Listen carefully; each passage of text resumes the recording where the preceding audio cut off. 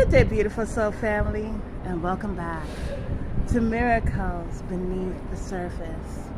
And this is a video, you may call it sarcasm, but I don't know.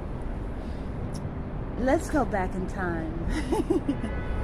Do you remember a time frame, and sorry for the honking horns and everything, but that's life. Do you remember the time frame where we can go outside? It was 2019, I believe.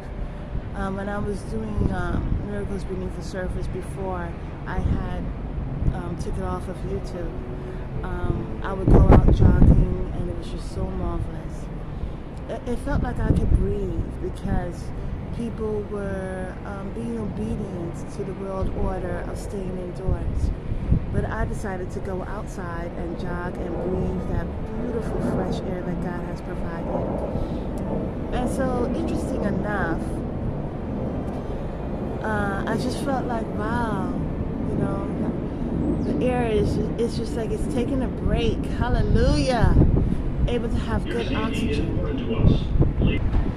But what I've come to find, and, you know, I think it's really, I've done a message about this, about the weed and other things, and I encourage you to check it out.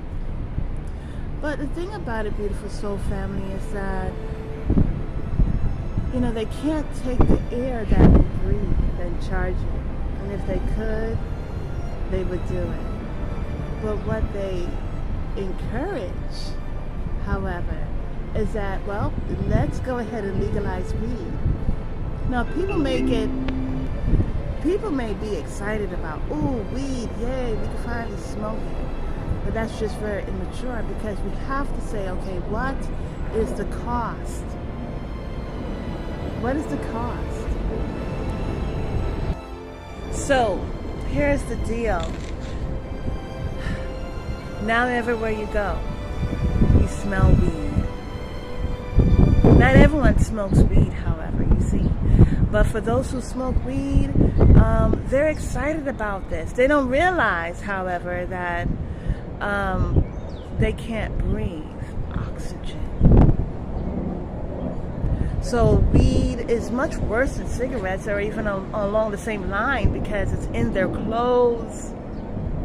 You know, even if they didn't smoke for like 20 or 30 minutes, you still smell it in their clothes. And the same thing, like, it's in. Now, the thing about it is that it's legalized.